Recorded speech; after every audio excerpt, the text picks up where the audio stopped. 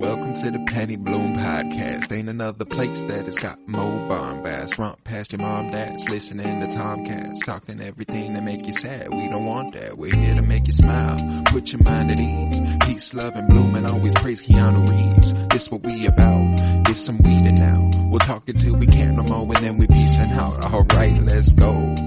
Penny Bloom Podcast. It's the Penny Bloom Podcast. Penny Bloom Podcast. It's the Penny Bloom Podcast. Penny Bloom Podcast.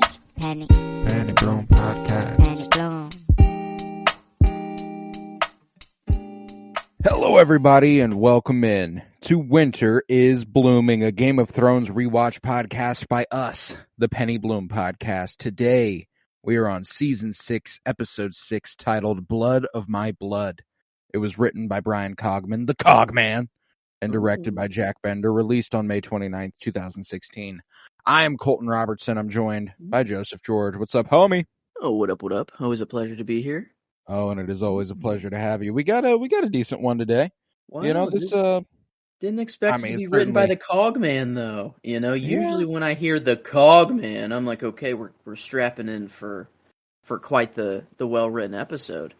And it's not poorly written by any means. I guess it's written. Just I don't know. It's just, you know what? I guess it's just not the usual things that we check in with a lot. Mm-hmm. A lot of the story, I think, is Sam and Gilly. Like for quite a lot, like a large chunk of the episode, you really sit down with those scenes. So, and those aren't written poorly. It's just, I guess, for what I'm expecting in the show, I'm much more used to, especially out of a Cogman episode, man. Yeah, he usually takes a little bit of a bigger swing, to be sure. But hey, I'm not complaining. It's a fine episode. There's nothing to be too upset with here. But if you're ready, we can go ahead and begin a location by location breakdown. Mm-hmm. Oh yeah. Oh, where we will begin in the north, beyond the wall. The true north. Yeah. Mm-hmm. But Mira is pulling Bran through the snow as he remains in a vision state, but she is clearly getting tired. And Bran experiences a rush of visions. King Aerys shouting, burn them all. The Red Wedding, his family, Whites in Hardhome, Wildfire, dragons, Jaime Lannister, and the Iron Throne. Mm-hmm. And pursuing Whites are also seen. Mira cannot go any further and tries to wake up Bran, who comes out of his visions to say, they found us. She's like, wise words, Bran. I think I could have figured that shit out. Yeah, poor Mira. I mean, I like Mira, man. She deserved better. I had kind of a thought of like, because every time Bran's involved, I'm just like, all right, I got to think of everything, every possible situation. Benjen coming in here, I know I'm jumping the gun a little bit, but this is very clearly not luck. This was very purposeful by either the previous Red Raven or Bran. I don't know. Or if they're one and the same. Who the fuck knows? But Mira, I'm like, I wonder if Mira was just Bran's way of being like, at least I'll have like a female companion with me. You know, because like, they were kind of like hugging it up this episode. I never really noticed that before, but they were afraid. They didn't know who the fuck Benjen was. They were like saved. They just got, went through a pretty shitty experience. And they only have each other now, but I never really thought about it like that. It's like, maybe this was Bran just setting them up. We obviously needed, Jojen to get him there, Hodor to hold the door. Mira, I mean, she makes it out. So I don't know. Maybe it was just kind of at least I'll have a good friend, with me wherever I go. I would like to think so. I think the further and further he becomes robotic, the less and less that true. I that guess he's not weight. One for emotion. Yeah, I guess. Emotion doesn't really mean much to him anymore now. Yeah, so it did at one time. Yeah, this is the beginning of that. But I don't know. I never. No, I don't know if they play on that anymore at all. If it was just pure panic, they're just like hugging each other sort of thing. But I don't know. I've never thought of them as like a cute couple. But like, man, they went through hell to find each other, but like they've been through it. They have. Mira deserves better, though. A more human touch, I'd say. Yeah. For Mira, to be sure. But yeah, no, it's I love me some Mira, man. But yeah, she can hear the whites approaching through the trees, and with no energy left to pull Bran and barely enough to draw her sword, she apologizes to Bran for failing him as the whites come into sight. And just as all appears hopeless, a mysterious rider appears and attacks the whites with a sickle and a flaming flail. Damn. And once the whites in the immediate vicinity have been dealt with, he urges Mira and Bran to come with him because, quote, my line, the dead don't rest. Yeah. And they escape on horseback. Not much you can really argue with there. They were like, well, I'm either going to die or I'm just going to go with this random guy on a horse. Mira was, Bran, I love how he just literally yoinked Bran off the ground. He just leaned over, just boom, set him on the horse. We're gone. And, I don't know. It's TV magic, At first, you were like, all right, how the fuck is this dude here? But no, it's all part of the plan.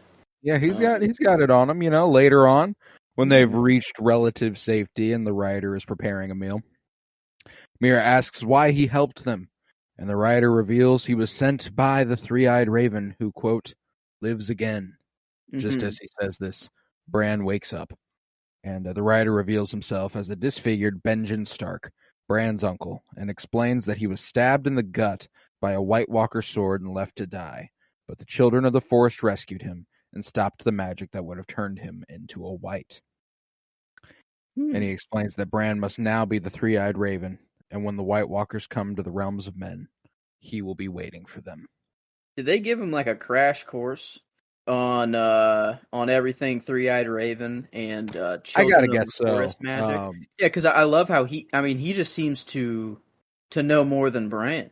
I guess that's fair. Bran just he's been north of the wall since season 1, episode 5. I guess that is true. Okay, so wow. Yeah, he probably did die very early. I'm gonna guess it was relatively early. I don't think this is a recent development for Benjen, Wow. Yeah, the children found him. They left him there to die and the children found him. That's very, I don't know. I have zero recollection in the books if this happens to Benjen or he comes back at all. We're past that. Yeah. Oh, that is true. We're not even in book territory at all. Yeah. Now we're post books. Benjen. This is true.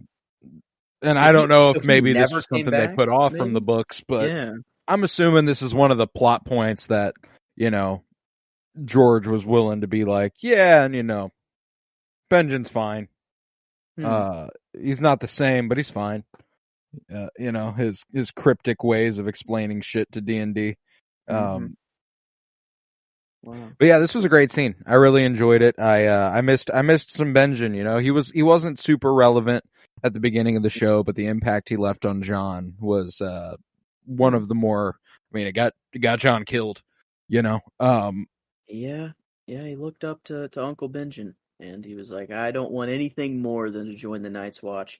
Man, if he could go back in time and know what he would be getting himself into. I don't know if he makes that decision.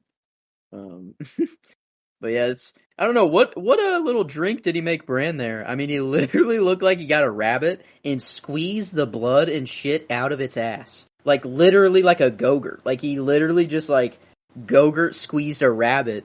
And then it was like, here, Bran, drink this. And I'm like, wow. Have a sip. Yeah. Hey, I'd like to know at least, am I drinking blood? Am I drinking shit? Am I drinking both? He's been rolling with the children of the forest. Who knows what sort of magic elixirs he's cooking up, Fair. Do they just eat tree bark down there? Like, what do they eat? Yeah, I never thought about that. They can't farm up there. It's cold as hell. Nothing's... I guess they got magic. Fuck it. Benjen's flail too bad. His swag too different. His elixirs too bad, Yeah, what? They'll kill him. I wonder. I don't know. I wonder what Benjen. Where's he been chilling? Is he just constantly on? He's just roaming. He's just roaming the countryside. Damn. I'm sure he's got a base of operations. I don't think we see Benjen again until season 7 when he saves Jon. Wow, he really just likes to come in at the last moment, huh? Bro is the built-in Deus Ex Machina north of the wall. If you need a Deus Ex Machina and you're related to the Starks, you're in luck. Does he save the Benjamin's Suicide out Squad? there. Like, is it the Suicide Squad that he saves, or is it a different? Yes, because John, they leave without John, if you recall, because he falls beneath the ice. And Benjamin comes in and swipes him, huh? Yep. Wow. Actually, that's one of the... Benjamin swipes him, puts him on his horse, and goes, "Ride. I will not make it." For whatever reason. Oh. Okay. One of those things where in season 7 it was just kind of like, oh, all right. You can throw Brandon Muir on your horse, but you and John, I guess that's too. He was okay with. I don't know. Maybe it was just. Yeah, that is very strange. I guess it is a long horse ride. But I mean, if it's for like your life, no, maybe I think it'd be worth it. Yeah, maybe. But yeah, no, it's fine. It's whatever. You know, Benjamin probably didn't have much left to serve the story with, but you know, it is what it is. True. But yeah, we'll then head to Hornhill, where Sam and Gilly are approaching, and they're heading to the seat of House Tarly. And Sam warns Gilly that they must claim little Sam as Sam's son, and that Gilly should, maybe we don't acknowledge the fact that you're a wildling. Okay, my father, he might hate crime you, just out of just my guess. Yeah. And God, I mean, just an awkward first date, or bring home to the parents. This one is a time where, man, yeah, this would be rough. Poor Sam. I love how we had the discussion of top 5 most hated people in Game of Thrones, just ever. We agreed there are a lot of shitty people that come in just one episode and they're done and they die, but got to stay in for longer. And this dad, he's top Randall. 5. Yeah, he's number. Did we 4 or 5? Was 4 Ollie 4 or 5? We didn't really land on a 5 particularly. Yeah. Okay. But those that are most relevant, yeah. I mean, what we witness him do and say on screen is despicable already. Mm-hmm. But there's that moment at the beginning of this one where Sam's like, yeah, well then I had to abandon my birthright and my home and my family under threat of death from my dad. He said that he would kill me. So that's pretty fucked. Yeah. Nothing was wrong with Sam. Like usually, it's like you're a rapist, you're a murderer, you're a thief. You have nothing left. You're a bastard. You have nothing just to even a little shoot tubby. for. No, it's just go make a man. This is like using the military. Like I guess it is just the kind of the equivalent of military. But yeah, This is like the most modern. It's still very old timey. Like they're talking about, being a man, hunting, all the, the Night's Watch, making a man of you. It's still very old timey, but like it felt very, like at the dinner table. I don't know. I guess it's a time. There's a very real connection to something that like the best thing I can point to in pop culture is Get Out. Whenever they're riding, they're in the car on the way there, and he's like, "Have you told your parents that that I'm black?" And she's like, "No, I haven't. It's not going to be." And then obviously it's a bigger deal for bigger reasons. She very much told them, or they knew. But different like situation, the but same of that conversation where like it's very much so like obviously it's not an on-site thing with Gilly here, but it's the same reaction that sadly a lot of white parents would have. Despicably. Would be kind of funny if like they sat down and like just visual, like it's something that had to be said, like you couldn't just tell visually that someone had black skins. Like imagine Randall sitting down and go, "You're black," or like out of just verbal word of mouth, like it had to be or something. But no, that's the closest thing that was what permeated this with like a real world feel a little bit, is that like there is a it sucks that in a world that's so fantastical and ridiculous and out there, that the thing that we can point to and go, this is just like the real world, is prejudice. Yeah. It never ends. It's a timeless hatred tale. for a person because of where their ancestry comes from. Mm-hmm. That's where they were born, which they had very much say in. They had all the say in where they decided to pop out. On the world. That's all the control in the world. She certainly chose to be born to fucking Craster, Yeah, only if they knew.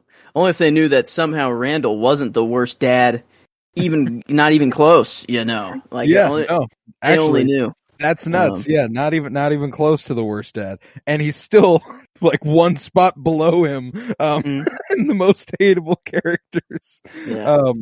Yeah, that tier, that top tier is really just fucking. Oh, it's different. It's different. But we see where Sam gets all his grace and kindness, where he introduces Gilly and little Sam to his mother, and his sister, Lady Tala. And in spite of her rough appearance, both immediately notice Gilly's beauty. And Melissa is delighted to meet her first grandchild. This was a great moment. Yeah, the mom and the daughter, they're chill. Sam's family's chill. It's just the dad. But yeah, I don't know. It seems before, if you don't know the dad, it seems it's all going to go well, here. I don't know. It's starting off great. Gilly's kind of underestimated. She might be getting a little comfortable. She's met the right people sooner. That's true. Yeah. I think very strategic that they were out on a hunt right whenever they were showing up. I think. Yeah. But yeah, this was. I don't know. At least a nice moment before the storm. It was lovely. I also loved her. Like Sam went to the Night's Watch. He never thought he would see his family again. And they certainly didn't expect that they would see him. So this little reunion where he sees his little sister and he's like, "Holy shit, Tala! Like you're a fucking woman now." Like that. It's all very sweet. I love this shit. It was my favorite scene until a little later on. But Tala tries to tell Sam of her upcoming betrothal. She's like, "I have to marry this guy. He's got yellow teeth, and I don't." And her mom's like, "Okay, that's enough. All right, let's move on." And I loved that, like that just info dump that you can like only do with your sibling, where you're like, "Get this. This is what mom and dad are making me do. Check this shit out." Or more likely, dad. This is what dad's making me do. Yeah, Melissa shushes her, and Tala takes Gilly under her wing, offering her a dress and a spare bedroom. But nice. That evening, they all sit down to the dinner that never ends, along with Sam's father, Lord Randall Tarley, and brother Dickon. Incredible name there. Dickon? You're kidding me. I mean, he's not. He didn't actually seem too bad. He just had Dickon's one all right. line. He's just the golden child, Exactly. Yeah, he's the Rob Stark of the family. It kind of looks like. He's also more afraid to defy his father than Samwell is, because he has his father's approval. I believe that Dickon is eventually recasted as. He comes back?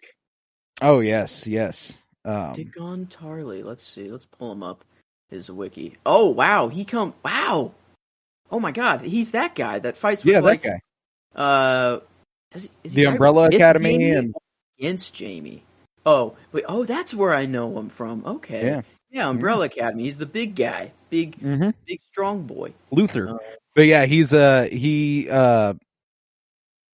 one of the more important stops on Daenerys's road to infamy. Dickon Tarley. It's actually like, I think right here he's played by Freddie Stroma, who is actually a vigilante and peacemaker. Oh, wow. The funny, goofy guy. Okay. Okay. Huh. Very different roles. Roles. Yeah, he just had to sit down for one line here at a dinner table, pretty much. But the other guy, I mean, I remember him, now that I'm remembering him, I'm like, yeah, he's actually a little involved, like a lot more involved. I think specifically season 7. I think, and it's crazy. Like, I say season 7 like it's far away. Like we're like 4 episodes away from season 7 now. So like, yeah, That's nuts. That's too close. Goes to King's Landing, attends Cersei's court, and then Jaime seeking to get Randall on his own. Wow, yeah. And then I vividly remember him riding a horse when Drogon comes, and kind of just lays all of them that's to the waste. one. Yeah, that's the one. That's what I remember him from. I didn't remember how he got there necessarily, though. Yeah, I think they just kind of show up there. But regardless, this dinner, it doesn't go well. Sam reveals, he's planning to become a maester and eventually return to Castle Black. And Randall criticizes Sam for his weight and mocks his attempts to claim hunting and fighting skills, both of which Sam admits can actually be attributed to Gilly and Jon Snow, respectively. And Tala is delighted to hear that Gilly can hunt for herself and suggests that Randall should be more like Gilly's father, a suggestion which makes Sam and Gilly wince. Yeah. Just specifically coming from the daughter saying that to her father, it's like, oh, no, you don't want that. No, she had to learn these things out of more of a necessity. Right. She didn't really learn them from her father, really. It was, I guess, did Craster, actually teach them to hunt? Or was he just fucking go find me food, I'm guessing it was that, no I don't shot. think he taught actually them shit. took them out and was like, this is how you kill a bunny. And let's have a nice father-daughter, husband-wife moment, okay? No, he was probably like, I've made 12 other of you already this year. You learn from them. He probably said something from that, along that line. Yeah. It's, so yeah, but I love how this was just a little slip up, if Gilly's trying to talk up Sam so much right here, though, she's like, she can tell. She's like, all right, this is not going well. She's like, all right, what's up, Randall? This dude has killed a Thenn. He's killed a White Walker. You want to fuck with him? Fuck with me. I love Gilly. Gilly. She's the shit, man. But in that little saying, she's like on her way down to the wall. And it did just Randall's that one little word choice. Yeah. Excuse me? What did you say? What was that? What you mean by that? Yeah, what you mean by that? Randall doesn't seem to take her, take in her point about Sam's qualities, but instead only hears that she is a wildling. And Randall reveals his intense prejudice towards wildlings and his contempt for Sam. And Melissa, thoroughly angered by Randall's behavior, declares that Sam isn't the one dishonoring House Tarly, Randall is. Fuck yeah, mama. And then she storms out, taking Tala and Gilly with her. And Randall eventually agrees that Gilly and Little Sam can stay at Hornhill. Gilly will work in the kitchens, and Little Sam will be acknowledged and raised as a bastard. However, this will be Sam's last night at Hornhill forever. Yeah. Eesh. Yeah, that was rough how the dad was immediately just like, oh, you're a wildling? Okay. Bastard child will keep the wildling here for service. I was like, oh my God, really? It's that simple. It's that fast. It's just no other questions needed. John Bradley, the actor for Sam here, did an incredible job in this, just reverting into a child. The way he sits there and puts his head down and he pushed his food away. There was many times that he lost his appetite. He was eating and happy, talking with his brother and mom, and then his dad said one thing, he pushed his plate away, and then someone offered him some bread, and then his dad was like, "Oh, you're eating that too, or whatever," and he's like, "All right, whatever, dude." He's like, "Wow." I'm sure that his father's bombardments are pretty tied to some body image issues for Samwell here. The whole reason he sent him to I guess a partial reason he sent him to the wall was that hopefully he could look like a man when he comes back. And of course, to Randall, putting yourself in Randall's shoes, that's what he sent him to the Night's Watch for. But then to hear that, oh, I will see my son again. He won't be forever at Castle Black. And now he's going to be a maester, which to him is the gayest thing he could have told, right. I mean, the modern equivalent kind of. And it's but of course the mom is like, but dude, come on, this is a very high honor, It's you need maesters. We have a maester.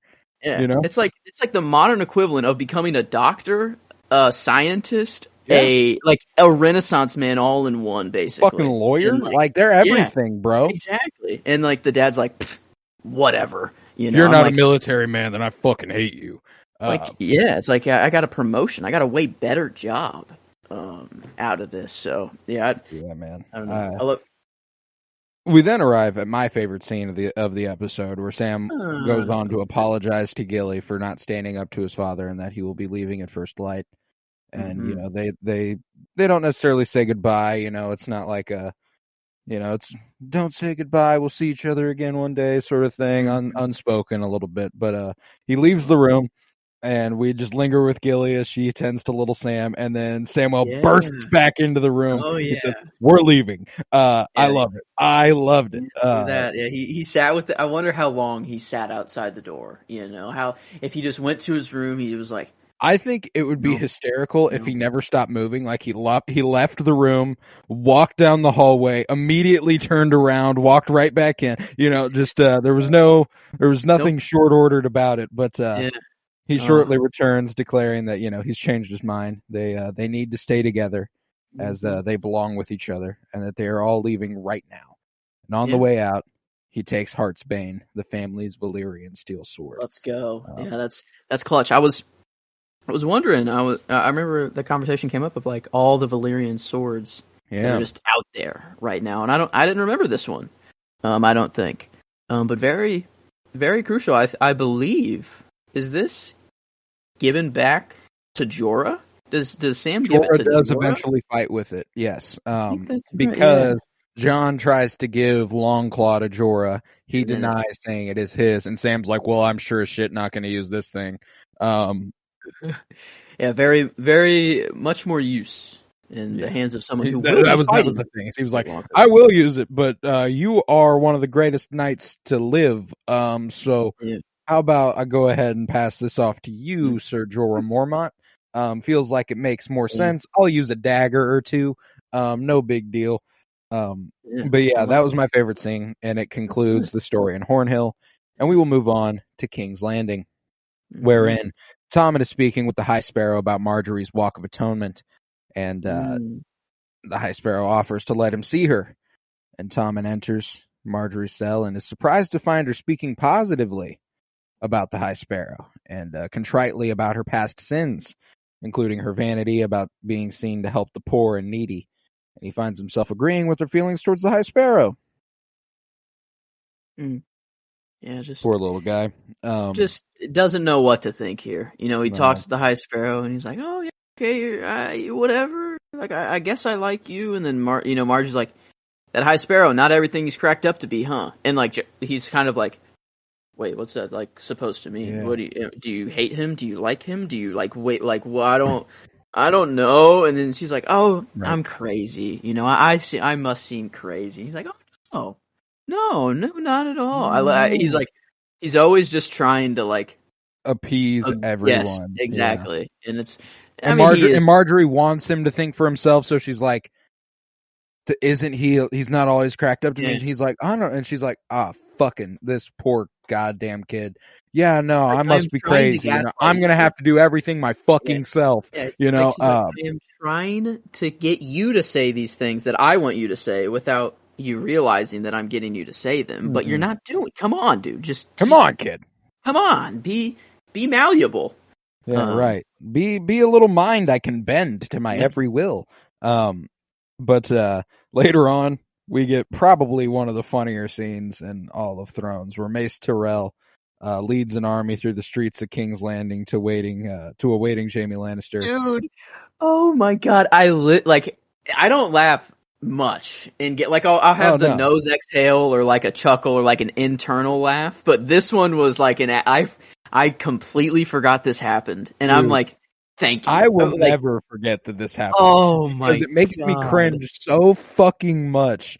And it makes Jaime cringe. It makes like everybody cringe. Jaime just sitting there like, okay, man. All right, dude. Yeah, I mean, you let just me take it from here.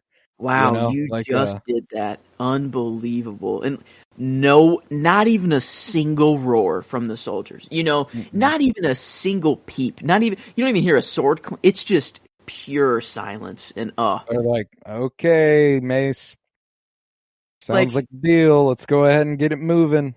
He has to know he's playing. Like, no way he's like this in real life. No way he's like this innocent. He thinks he's playing like this cool. No, this actor, he knows he's acting, right? Like, right? He's not that innocent, No. That's how good of an actor he is, though, if you want to be real. Like, he is very, very good at what he does, and it seems like he portrays himself as a man who thinks he is the most important person in the room. Yeah. He tries to speak very poetically, it's like, justice it's chaos has stood for too long, and in its grasps, they have my children. Just the words I don't know. It's incredible at how Mace Terrell, man, can be on demand. But yeah, I love Jamie's little look. Just like, oh, all right, I guess we're going now. He winces, he's like, oh, he's like, okay. He's like, I'm definitely doing the talking whenever we get there. He's like, I am not letting you say a word to the high sparrow. Let me take this, Yeah. Yeah, that shit was pretty fucking hysterical. Outside the great Septa Baelor, the High Sparrow stands with Septa Unella, the Faith Militant, and a large crowd of city folk preparing for Marjorie's Walk of Atonement. And the army arrives, along with Olenna Tyrell in a litter, as the High Sparrow is speaking, and Jamie demands he release Marjorie and Loras before they can, quote, be on their way. From right here on is where my scene starts. Oh, it's good. It's good. It's good just, because there could be a fight. Like, if you're not watching, like, this could be a massive fight that's about to break out here. Like, they build attention for it for sure. But I think building. Visually, too. I love a long-ass staircase. You can kind of tell the city in the background is CGI. It's I don't care. The thing is that realism doesn't fucking matter if it looks good. Exactly. If it's heightened fantasy and it doesn't look real, that's fine. That's what visual effects are for. Like, I think this looked awesome. No, it was great, and I think I don't know if it is because of it, but in Bran's vision, you do see like a dragon flying over King's Landing in there for a short second, and then these shots kind of give you that aerial view over, like, you see a lot of the buildings in the background, and I don't know, I think it's just a cool parallel if they are paralleling that. I don't think that was the decision, but just a cool shot nonetheless. Of my favorite shot comes here in a moment, like my favorite shot of the episode, undoubtedly, but the High Sparrow refuses and fends off Jamie's threats to kill all the sparrows by saying each sparrow yearns to die in the service of the gods. And after a few tense moments, he proclaims, but today that won't be needed. There will be no Walk of Atonement. Marjorie has already atoned for her sins by bringing another into the faith. And then he turns and allows the doors to open. And there's this moment whereas Tommen walks out of the room,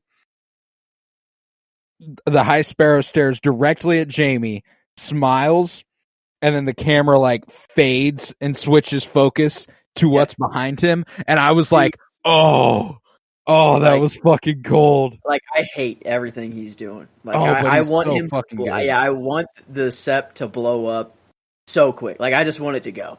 But like, he's playing chess here. Like, this dude and he's fine. Like, he didn't always yearn for this level of power. But now he's tasted it, it's and he's there like, now, and he's like, "Oh, well, I'm gonna fucking take it," like. No man is incorruptible. Power corrupts absolutely. Is that absolute power corrupts absolutely? Yes. Thank you. Yeah, it is. It's just true. I'd like to say that if I was, handed a lot of power, that I would do the right thing. I don't know. It's like. Even at like little recess, you were like team captain for something, and that moment you were like, I am the fucking leader. Yeah, I go on a fucking power trip, man. It's all we care about, Bro, I work in food, right? The amount of power that these motherfuckers in the health department are tripping on is fucking nuts. Like, the fact that they have the ability to change, come in and change everything makes them the most pompous fucking assholes I've ever met in my life. And they work at the fucking Independence Health Department, brother. That's true. Yeah, the real heroes, that we need. I guess they do great work. They do important work. Are they passionate about it? Are they very passionate about their work? Oh man, they get that taste, man, and it's different. It's different. But yeah, it's a different power grab for the High Sparrow here. This is actual like Empire levels of. He's taking over a King's Land. He's literally the king right now. Mace Tyrell's idiot ass. What's happening? Yeah, what is going on? I don't understand. What is there more, or what more could be going on? What else could be going on in this situation, Mace? Mace has got to just be a fucking idiot. He's like, what's going on? He looks at his mom. Yeah. That's who he asks. Mom, what's happening? Yeah. Mom, I threw up. You fucking lost, idiot, dude. All right, that's what happened. He's lost. Yeah. That's what's happening. And almost at the same time, a furious Jaime seethes at the High Sparrow's triumphant expression. And later in the throne room, Tommen strips Jaime of his position in the King's Guard because an attack on the faith is an attack on the crown. Is this really an attack, though? Like, was that really... this was like, hey, we're showing our military strength. We want the queen and her brother back. Tommen was immediately like, no, you attacked the crown. You attacked the church. You must go. And this is just the High Sparrow telling it. They need Jaime out of there. They want Cersei. They want all of it for themselves. But like, I love how it's like, this an attack that they definitely they had certainly here. A threat, but True. not an attack. But he reveals that Jaime will not have to face imprisonment or humiliation. He can continue to serve his king and the Lannisters, just not in King's Landing. Mm-hmm. And Jaime later complains to Cersei that he has been ordered to help Walder Frey recapture River Run, but instead he intends to have Bronn find as many hired killers as possible, then march into the Great Sept and kill the High Sparrow. And Cersei's like, Don't worry. I got you covered. There. I got you covered. Best thing you can do right now is go ahead and go to River Run. In fact, get as far away from the city as possible because I'm about to wreck shit. She didn't know if she would set off a chain reaction that could actually blow up all of King's Landing. The entire city. This is very fair. Actually, Jaime, might want to take a leave of absence real quick. Go show everyone how easy we can take a castle. Yeah. And man, these scenes always feel weird. It's like they're such good actors, though. Like they're so good. Oh, they're incredible. But you have this like icky, this ick, like this ick. It's like I love like two people being like, we're the only people that matter in the world. The world is ours. We're gonna take it. They have no idea what they're in store for, and then they're like, we're the only two in the world. We've always been together. We'll always be together. And it's like, ugh. Like, yeah, what you're saying. It's because you were born at the same time to the same parents. You were literally in the womb together. She's not wrong. They were together. From birth. No, factually, literally what happened is she is telling the truth. They have literally always been together. Yeah. Wow. Yeah, it's always just a weird feeling though, because I was like I don't think it was gonna be my favorite scene, but like even if like it was the standalone scene for the episode, I still don't even know if I could like choose it just for how we've just reached a point where Nikolaj Coster-Waldau and Lena Headey don't get one-on-one scenes a lot. Like, and I think it is partly because of that ick. I think there's a little bit of the writers know that people don't want to see that all the fucking time. Yeah.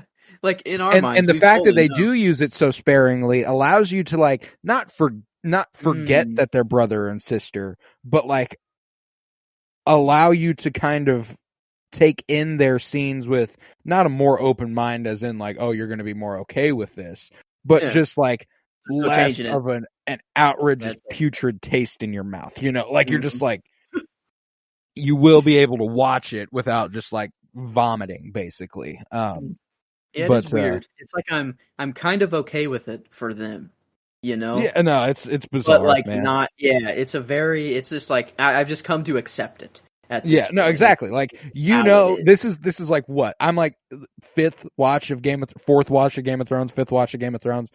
I know I can't change it, brother. You know, like I'm not going to do anything that can stop Cersei and Jaime from being together. I know they eventually die together, so I might as well watch this story and see it unfold as they perceive it, you know, like, and that's that more than anything is the way that I like going about watching this show now, is trying to understand the characters and their minds a little bit more than most. And yeah, no, this it's still disgusting, but you know, it is what it is. What are we going to do? We then head to Bravos, wherein Arya is watching the second half of the Mummer's performance of The Bloody Hand, in which the caricature version of Tyrion poisons his nephew and murders his father. She displays amusement at the rendition of Joffrey's painful death while the crowd watches mournfully. She's laughing. Everyone's like, oh. Even though the performance is like objectively funny also, by the way. Yeah, I was gonna say it's because there were even some people looking at Arya like, really, like you're really laughing right now. I guess limp. I died. You know, that whole thing was fucking hilarious. I mean, I guess like back in that day, like people really idolized the king. You know, like that was even though like that was their true king. You know, for them, at least for what they know. So like, I guess this isn't their king. Oh, they're in Bravos. Wait, yeah, why the fuck do they care at all about Joffrey? Like, that is a weird crowd moment there. Of like, because, I mean, his death, he was trying to be funny, you know? Like, yeah. I'm guessing it's more, I think it's because they framed Lady Crane and Cersei as the lead, you know? And kind of watching things through her lens makes that moment sad, probably, because the next moment is a powerhouse moment by Lady Crane here. Yeah. It even gets Arya to be like, oh shit. Yeah, there's a mother losing her son. You know, like at the end of the day, it's I hate her with every living part, you know, every waking moment that I am. I think there's also something in Arya that's like, I wish Cersei was like this version that Lady Crane is putting on, you know, like if that were the case, then maybe I'd feel bad for her. I love that, like even in this little play, the person who takes the cake for the performance nod, you know, if we want to give a performance nod for just this little play, it's the Cersei, it is the Lena Headey, it's like, it is Lady Crane playing Cersei Lannister, and it's always the constant in Game of Thrones that's just good. Lena Headey and I feel bad for not knowing Lady Crane's name in real life. I'm unfamiliar with her as well. Let's see. It is Essie Davis. Essie Davis. Played by Does Essie a hell Davis. of a job, Essie. Essie Davis playing Lady Crane, playing Cersei Lannister. Yeah, that's got some onion layers there, but she does a hell of a job. She does. Always. Yeah, even in the little play, the Cersei character is still the rock of the performance. Yeah, the highlight performance. Lady Crane there, but regardless, as the play is finishing, she sneaks backstage and poisons Lady Crane's rum, hesitating before doing so, and she's still backstage as the mummers come in, and the Lady Crane recognizes her as having been in the audience earlier, and the two converse, and Arya realizes she has much in common with the actor. Arya suggests to Lady Crane that Cersei's final speech is out of character for the real Queen Mother. Cersei wouldn't be grief-stricken. She'd be outraged and out for vengeance. And impressed with Arya's insight, Lady Crane compliments her again and asks if she enjoys pretending to be someone else. And apparently uncomfortable at what she's done.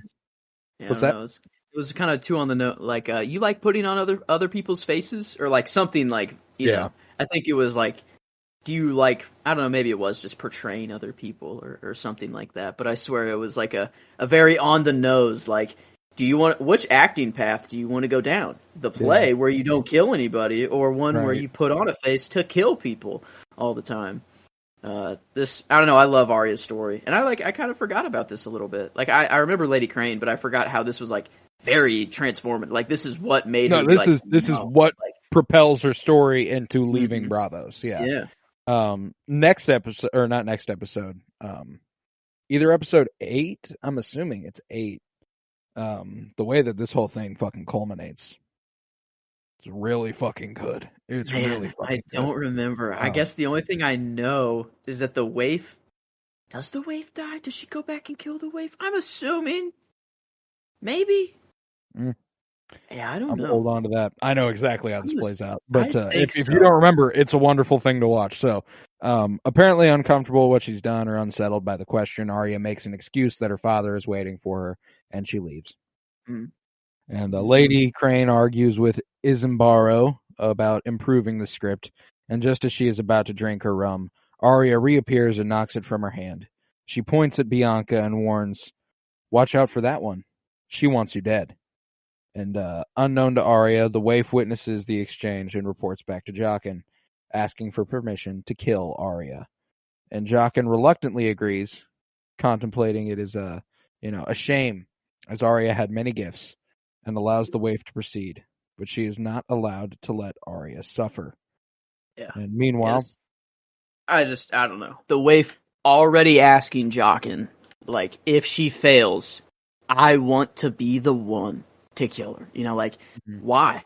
What is it? Just not she's really been through it. The values of the faceless men. Waif. Yeah, I guess she's probably just been through it the most recent out of anybody. The like training process, and I bet it's, was this Arya's last test? Like, was this you kill? You do this, you're in. Basically, sort of thing. Yeah, I think so.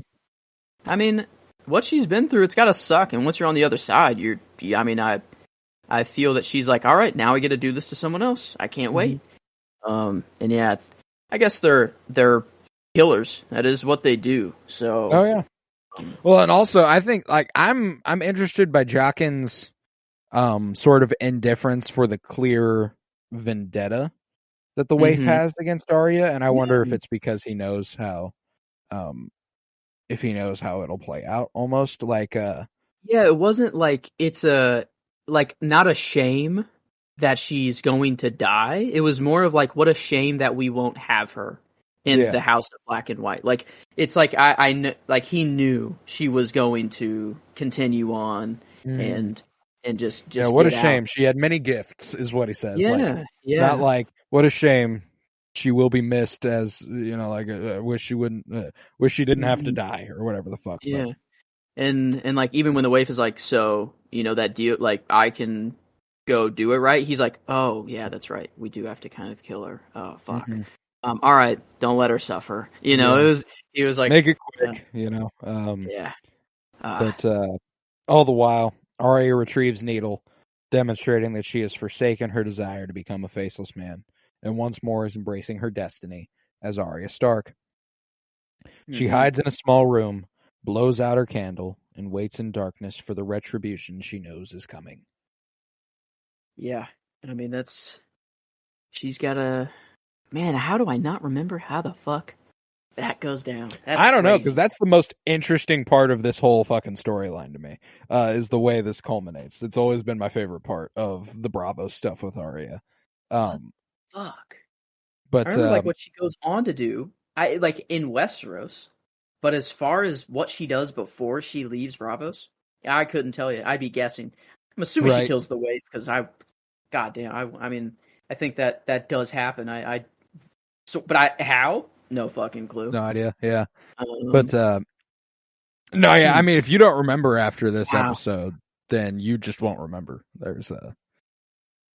Yeah, no, I'm coming up with nothing. But nothing. At the Twins, next, Walder Frey receives word that River Run is lost, retaken by the Blackfish, and he is flabbergasted, blaming his sons for allowing the Blackfish to escape at the Red Wedding, despite having superior numbers.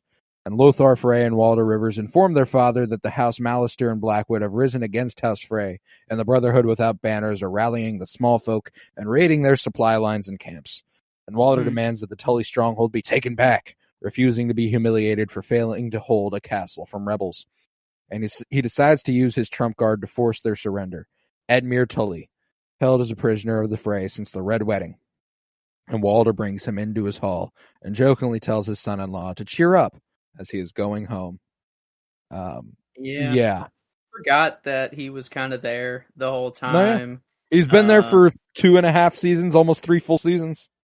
Yeah, I think this was more of like a reminder for the viewers. Like, hey, remember, this is the guy who did kill Robb Stark and Catelyn and, you know, that whole Red Wedding thing. Remember, the actual marriage that did happen there was Edmure Tully. You know, he literally was like, remember who actually got married at the Red Wedding. Like, it was kind of like a to the camera, you know, or kind of like it seemed that it was like, hey, viewer, remember, all the way back in season 2 or whatever. Yeah, 3. Yeah. Is that 3? Oh, okay. Yeah, the end of season 3. That is okay. I see. You can pull out an episode and like off the title note, like I didn't even know the Red Wedding, the biggest episode in the entire show, could have been 2 or 3. Could have been 2 or 3 for all I knew. I mean, it's so long ago, especially the way we're watching it. That was fucking. True, it did feel almost like 30 weeks ago. Yeah, it did. It did feel like season 2.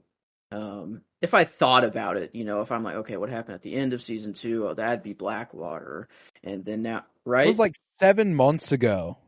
I'm right with Blackwater, right? That's Blackwater is the end of season 2. Yeah. Okay, and then I'd be like, okay, so that makes sense. That then season 3. So if I think about it, I can get it. But like off just immediate knowledge, I get you. I get you. Takes me a bit. Yeah, I can. The penultimate episodes, I have a pretty good grasp on. Okay. The penultimate and the finale, what season they fall in, you know. They're kind of the marking points for me. But that's the end of the story there, and we'll head to the Dothraki Sea to wrap up the episode, wherein Daenerys Targaryen is riding with Daario Naharis in her newly acquired Khalasar of 100,000. She asks Daario how long it will take to get back to Meereen, and inquires how many ships would be needed to carry her army across the narrow sea. And Daario replies that it'll take a week to get back, and at least 1,000 ships to take her new Khalasar across the sea.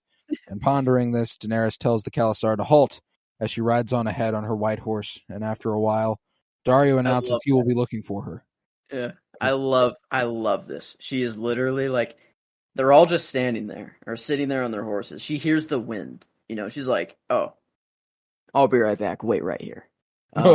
Wait a second. Drogon is near. Yes, the mind connection is very real. Like, I think this was, like, I don't know, to show that very much so. And I literally think she was waiting. She was literally waiting to see how long they would wait there. Because the second Daario starts to be like, all right, I'm going to go look for her. Get some shadows of Drogon. Is it just me?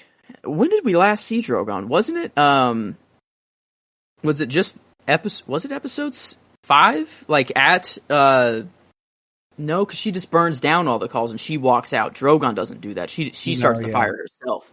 Because I was trying to think, Drogon looks so much bigger here. Like he grew. Yeah, I don't know. Was the last time we saw him when he he carried her off to out of the fighting. Yeah, out of there, and he landed in the Dothraki Sea, and then she got taken by the Dothraki at the beginning of the season, and that was it. Yeah. So it was at the end of last season then that we would have seen Drogon. Is that the end? I can't remember if that's the finale of season 5 or the premiere of season 6. But either way, it's one of those 2 episodes. Yeah, I don't know. For some reason, he felt like he hit a growth spurt here. Yeah, like bro's a big boy. Bro's a big boy. Yeah. But Drogon appears and slowly circles the Khalasar before landing, revealing Daenerys on his back. And Daenerys asks if the Khalasar is willing to cross the narrow sea, defeat the armies of the Seven Kingdoms, rip down the keeps of its lords, as Drogo had promised. And when they shout their affirmation, Daenerys reminds them that every call in history has selected 3 blood riders to ride at his side at the head of the Khalasar. Daenerys, however, is not a call and does not have to abide by their rules. Therefore, she declares the entire Khalasar as her blood riders. All speaking Dothraki. So Emilia Clarke gets the fucking performance, and it's easy, bro. That's kind of, yeah. I mean, it's undeniable. She's speaking a made-up language, and I am even in my room getting hype and wanting to fight for her army. You know, I am like, yeah, I'm screaming with her. This is what Mace Tyrell wishes he could do a 10th of. You know, right? Yeah, like even a fraction of what Daenerys is doing here. Mace thinks that this is what he's doing in his head, though. Like he really, no doubt. Like, this is exactly how it plays out in his head. But yeah, Emilia. I mean, I think it was pretty undeniable there, for Emilia Clarke, and I mean, it's short, you know, very short. She's just they show up. How many ships I need? 1,000? Oh, who has that? No one? Oh, okay. Stay right here, real quick. I'll be right back. And then, boom, Drogon, and boom, come fight for me. Yeah, like, I already had you guys. You already were following me, but now you're in for sure. I mean, here's my baby. Here's my Drogon. How do you I got say 2 motherfuckers just like this, too. Exactly. This isn't even my only one. He's the big boy, but definitely the favorite. You know, that's usually the mother. You know, it's try not to be biased, but that's it's definitely the case here. Yeah. I mean, named after Khal Drogo as well. You know, it's like Drogon's got everything. But yeah, that concluded the episode there. And you know, talking through it, it was better than I remembered. You know, it was better than. True. Yeah, it is. I did say, you know, at the beginning that like, oh, this is a Cogman episode, but it's not written poorly, really at all. Now that like, but yeah, it's a different kind of episode than he usually writes for sure. Yeah, I felt like they were setting up a lot of other things. Like, all right, Marjorie's finally out. She's brainwashed, or seems to, you know, is like, we don't really know what's going on with her. But now the Crown and High Sparrow are teamed up. That's in full force. We got, Benjen coming in. I don't know if I outwardly said this. I gave him the character. I gave Samwell. I gave Samwell my character. I don't think I outwardly said it either. Yeah, I probably deserves it, you know, more than Benjen. Benjen's very short and sweet, but can't give Benjen too many at all. And even when he comes back and saves Jon, I'm assuming he probably won't get that one either for that episode. But I don't know. I'm paying attention to Bran's storyline very closely this watch, and I don't know. Good old Benjen, just him. Like I loved him popping up. But yeah, I didn't say my line. My line did come from Gilly, and it was it was during your scene. And she says, "I'm not angry at you. I'm angry at I'm angry that horrible people can treat good people like that and get away with it." What good old Gilly said. Yeah, I usually I have 1 or 2 nods going from the same scene or same person, but this time I actually they're all different. They're all in different locations this time, which usually doesn't happen for me. But yeah, I don't know. It's kind of not like a masterfully done episode, but like visually, I remember, like, you know, now that I'm thinking about it, the King's Landing scenes were done really well. Even like in Sam's what's his place called? Hornhill. Even Hornhill, like the dinner was shot well. Even like Gilly just standing in her room, you know, being like, "Is this my life now?" You know, you kind of get that second with her before Sam busts back in the room, and right. And I don't know. I think, I don't know. Maybe I was a little too harsh on it at first. I think critically it does well, but I don't know, like, enjoyment wise. No, yeah, it's still not my favorite episode of the season by any means, you know. I think, but not too terribly low. Like, 8.25, you know, 8.5, somewhere in that range. Episode 1 was an 8.75. So, and that's the lowest we've given anything this season. Oh, okay. And I mean, I think I don't know. I think this is probably the least enjoyable episode. So far.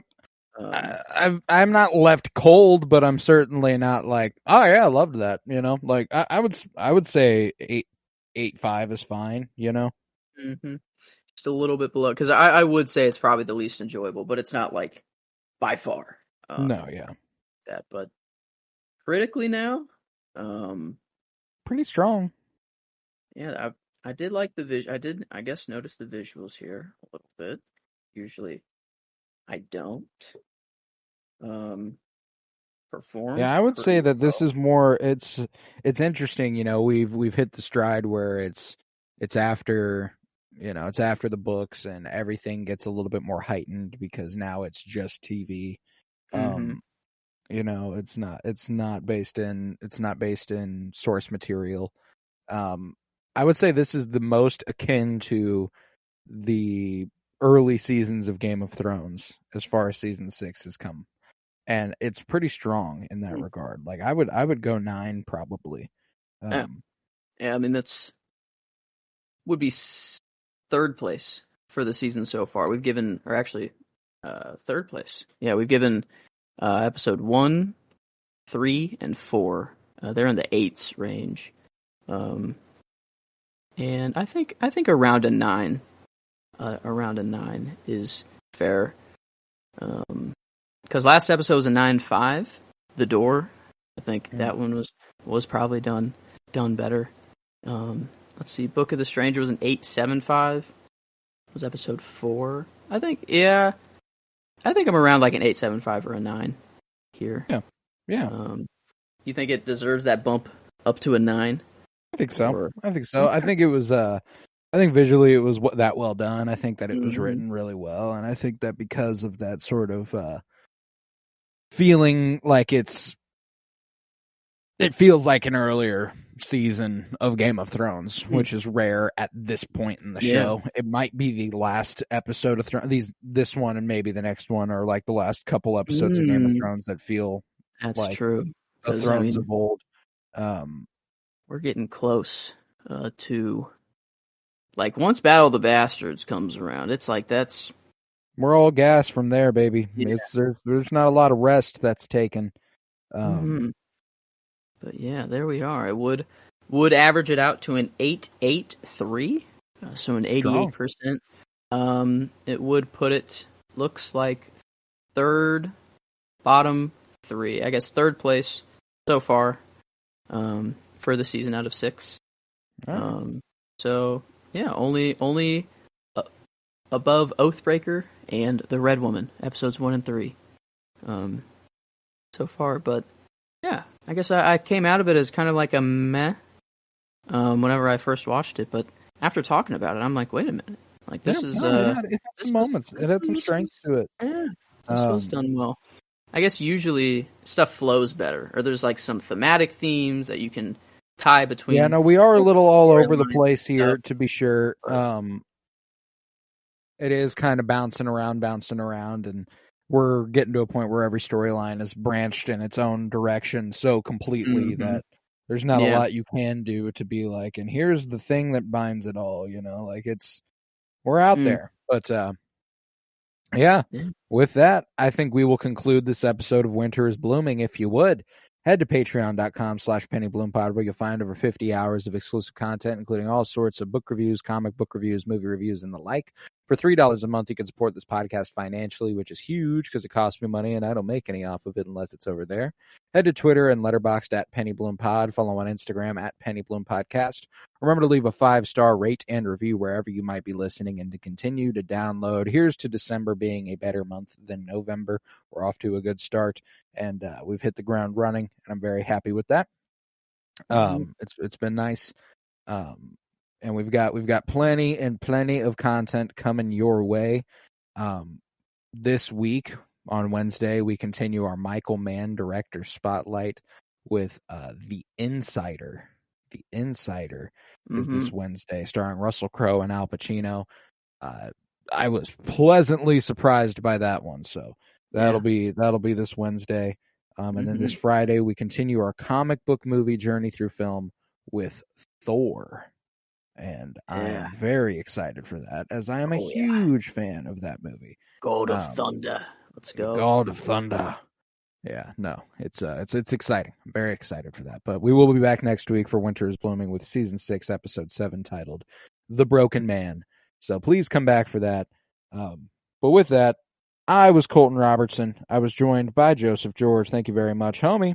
Oh, thank you for having me. It is always a pleasure to be here. Oh, and it is always a pleasure to have you. And remember, peace, love, and bloom, and the dead don't rest.